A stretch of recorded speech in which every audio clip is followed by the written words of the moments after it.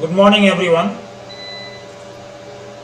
I welcome you in the in-house training program because this has been mandated by CBSE, and in different zones, teachers and of course all the stakeholders related to education, they are undergoing so many programs, external and internal programs. So in this connection, today in in-house training program, as you can see, it is CBSE in-house training, and today's topic that we are going to discuss today is inclusive education. So these two terms, inclusive education, we can understand nicely as to why the term inclusive education is has been used here. Why? Because exclusion in different forms existed in the past, and that is why the society in particular and the nations in general could not develop or could not leap forward because of so many obstacles that came on the way. Dear participants, all the educators, my name is Mukesh Singh. I am a TGT English in AECS 1 Jaduguda, and today we are going to discuss something about inclusive education, because for the past many centuries, we can say, this has been actually the education had been exclusive, but now the government is trying very hard to implement inclusive education. As you can see, inclusive education in schools. Inclusive education is an approach that ensures all students, regardless of their abilities, or we can say disabilities, and now these days we use the term Divyang for disabilities, disabled people have, or of course we should not call them disabled, but actually they are special able people. I have by mistake used the word disabled, but actually they are special able people. So inclusive education is an approach that ensures all students, regardless of their abilities or special abilities, have equal access to quality education. It fosters a learning environment where diversity is embraced and every child feels valued. This system promotes equity and removes barriers to learning. Of course, there are so barriers that we come across, and the children have especially come across, ensuring that children with special needs, cultural differences, and varying socio-economic backgrounds are included in mainstream classrooms. This is quite important, dear educators. Mainstream means inclusion of those children who have been left backward should be included in mainstream classrooms. Now, we may ponder as to what is the meaning and concept of inclusive education and why it was required. As I have already said, education had been out and out exclusive in nature in the past, and that is why the government has come forward with the idea of inclusive education, and we the educators, this is our prime duty to implement the very idea and notions of inclusive education. So inclusive education refers to the practice of educating all students together, irrespective of their physical, intellectual, social, emotional, and of course linguistic also, and other differences are there. It recognizes that every child has unique learning needs and strives to accommodate these needs within a single learning framework. And the core principles, the main principles of inclusive education include equal access to education for all, and that is why we discuss about free and compulsory education for the children up to the age of 14 years, and this is also one of the features of NEP 2020. So dear educators, equal access to education for all acceptance of diversity in the classroom, a supportive and adaptable learning environment, and of course, last but not the least, collaboration between educators, parents, and the community. This collaboration, at certain stages, what I feel at certain stages, this collaboration is missing. Now, importance, because when we discuss about any particular topic, if it is not important, we should not, we have generally avoid it. That is why we should better know importance, why it is important, why inclusive education is important. Inclusive education is essential for creating an equitable society. And some benefits are also there. So some key benefits include promote social inclusion. This is quite important because in our society people are different in different manners, economically, culturally, socially, so many divisions are there, but inclusive education promotes social inclusion. It helps students develop a respect for diversity. We talk about unity in diversity in context of to India, but then it develops, inclusive education develops respect for diversity and build friendships with peers from different backgrounds. That is one thing. Secondly, improves academic performance because students with special needs often perform better when integrated into mainstream classrooms with appropriate support. I am talking about appropriate support. So if support is given and that too apt support is given, in that case what happens? That children with special needs also, they perform better. The third point, encourages personal growth. It helps children develop confidence, resilience, and of course independence, because there are children who are excluded from mainstream schools or mainstream system of education. They probably earlier they could not develop the manner they could have developed. So inclusive education encourages personal growth also.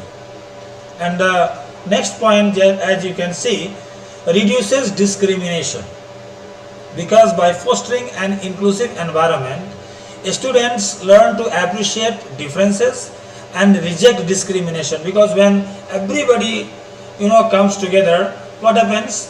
That we get to know the qualities and features of different persons, and then what we do, that we start appreciating, because we understand the fact that different persons have different individual features, and we understand that okay, there are some persons are there who are different, but these are their features, we should respect them, and in that way we reject discrimination.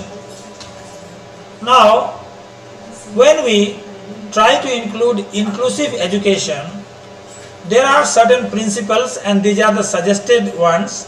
We can develop, dear educators, we can develop other features as per our need and resources that we have. Inclusive education is guided by the following principle. What is that? Diversity is a strength. We talk about unity, in the diversity in India, and as far as Indian context is concerned, diversity is of course our strength, and everywhere.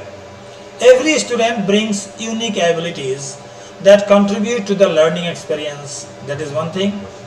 Equal opportunities. All students should have the same learning opportunities, and if not same, at least similar learning opportunities should be given, irrespective of their background or abilities. And flexible learning approaches, dear educators, this has been one of the key features of NEP 2020. Flexible learning approaches. Teachers should adapt teaching strategies to meet the diverse needs of the students. And as I talked about this earlier also about collaboration, effective inclusion requires teamwork among teachers, parents, and of course the specialists. when we move forward to any sort of, any path or any changes that we try to bring about, we all face challenges. Hurdles are always there. So challenges of implementing inclusive education, what could be the possible challenges? And in discussion after this, after the session ends, we would be given, everybody would be given certain questions, and certain remarks column would also be there, dear teachers and educators. What I request everybody, that the challenges which I have enlisted, challenges of implementing inclusive education that I have enlisted here, you all are requested to give your feedback as to which are the other challenges, because what challenges I have come across or what I have understood, this I have mentioned here, but all the educators are requested to give their feedback, what other challenges are there, and which I could include in the next video of inclusive education. I will certainly try to include and improve upon the quality of presentation that I have made and that I would make in the future. Despite its benefits, inclusive education faces several challenges, such as lack of trained teachers. Why I have said trained teachers? Because in course of doing different types of teachers training like B.Ed, M.Ed or so many things are there, many ideas are there which are, the ideas which were prevalent earlier, or which the ideas which were and things, newer things have not been added to the extent it should have been added. Of course things are there, changes are always there, and things are being added to the things, in the different types of courses of teacher education, but then so many things are there which teachers need to be trained. So many educators some lack the newer skills. I should not say skills in general, but newer skills. So many educators lack the skills to handle diverse learning needs, that is there, and inadequate resources. In so many videos that I have made on different topics, I have always talked about one particular thing, is that inadequate resources. So schools often lack necessary resources because changes are taking place not on year basis or month basis. Of course they are there, but then on daily basis changes are there, and we are unable to update ourselves as far as our resources are concerned. Schools often lack necessary resources such as assistive technology. Like you see, I am trying to include everybody. I am trying to I have tried to make this particular PPT, and because of that I have tried to reach the different sorts of educators only because of the technology that we are using. So schools often lack necessary resources such as assistive technology and specialized support, that is there, and resistance to change. Some educators and parents are hesitant to adopt inclusive practices due to traditional beliefs. In India, there are persons having different sorts of traditional beliefs, and accordingly educators, parents, they are quite hesitant, they don't want or they try to avoid. Then infrastructure limitation, of course it is there. Infrastructure limitations are there. Many schools are not designed to accommodate children with physical disabilities. What I have said, because different types of schools are there for different types of persons. But then what about the people who are Divyang? Many schools are not designed to accommodate children with a special physical disabilities. And bullying and discrimination is one thing that I have come across. I have seen some students with special needs may face social exclusion. This depends on areas to areas, but this is my point of view, that some students with special needs may face, I have used the word may, face social exclusion. Now the point is, Legal and policy framework supporting inclusive education. Because what are the legal and policy framework in different types of countries? I have collected certain data. Many international and national policies support inclusive education. In United Nations Convention on the Rights of Persons with Disabilities, the acronym is UNCRPD, as you can see. United Nations Convention on the Rights of Persons with Disability. So what is that particular, this policy? This is a policy. It promotes the right to inclusive education. Then we have EFA, Education for All framework. It's a global commitment to provide quality education for all children. Then we talk about SDG, Sustainable Development Goals, aims to ensure inclusive education and equitable education. And national education policies, as I have already talked about NEP 2020. So national education policies, various countries including India have laws ensuring the right to education for children with disabilities. Now, what are the strategies that we can follow for effective, result-oriented, inclusive education? What all we can do? So, to overcome challenges, because challenges would suddenly come every time. To overcome challenges, schools can adopt the following strategies. The first is teacher training and development. This is quite important because teachers are actually the ones who execute the things. On the bottom level of education, we can say we are what we do. So teacher training and development is quite important. So provide educators with training on inclusive teaching methods. That training is quite important for all of us. So schools should see to it that all the teachers are given different sorts of training based on the needs of the school in general and society, and of course nation schools in particular, and society and nation in general. Use of assistive technology, as I have already talked about. Implement tools. We have to implement tools like screen readers. In many schools today also we use chalk, board, dusters, and the question papers, the pattern of question papers are such that so many changes have taken place in question papers, and with the help of old methods of board, chalk and dusters and all, we are unable to pace up. Of course we are trying our best to do whatever we can do, or we could do for the betterment of children and all the students. But then screen readers, speech to text software, and of course braille materials, because for the people who are visually impaired children, braille materials are also required. In many schools I have seen they have or not, but then it is not in use. And as we talk about inclusive education, we try to, here in inclusive education, we try to include every type of children in one framework, in one school only. And that is why all sorts of things like screen readers, speech to text software and braille, of course these things are there, but these things are not in use.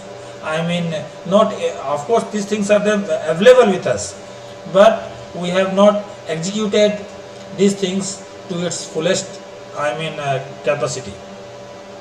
Flexible curriculum and teaching methods. Use differentiated instructions to meet diverse learning needs, that I have already discussed. Peer support and mentoring. We have to encourage peer collaboration to support students with disabilities, because in peer support is quite important, because children learn best in among their peer groups when they are with their friends and all. Parental and community involvement. Engage parents with local organizations in the education process, that we can do. Role of teachers. We educators, of course our role cannot be, we have to count on our roles. The role of teachers in inclusive education is that teachers plays a crucial role, of course. We are adapting teaching strategies to accommodate all students. Inclusive education ensures that all students, regardless of their abilities, backgrounds or learning styles receive equal opportunities to learn in a supportive environment. Effective strategies for inclusive education include like differentiated instruction, I have said, universal designing for learning, UDL, this is quite important.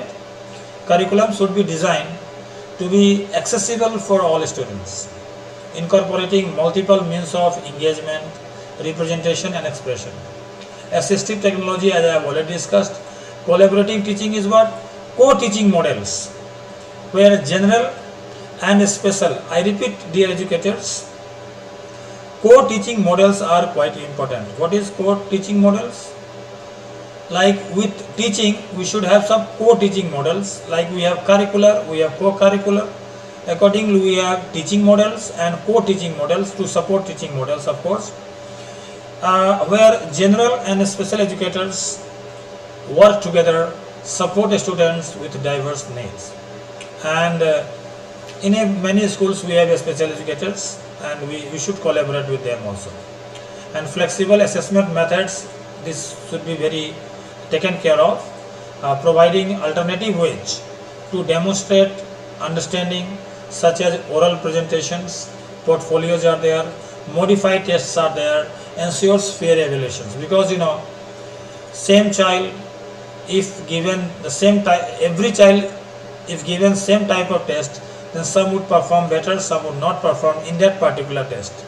If a particular test is given to everybody, some might perform better and some might be low scorers, by based on their knowledge, their capacity, their ideas and their features. So modified tests are, of course, these things are not in vogue. Modified tests are not in vogue these days, but we have to make it a practice. Modified tests should be there. Then peer support programs, like we should encourage peer tutoring. Buddy systems, like we can call your friends, we should ask children to how to have sympathy and feel empathetic about other children, and group activities fosters a sense of belonging. Then culturally responsive teaching, acknowledging and integrating students' cultural background into lessons promotes include, like, so culture, of course, in different subjects we have different topics related to culture that we can incorporate, we can include those things also. Then positive classroom environment is one thing.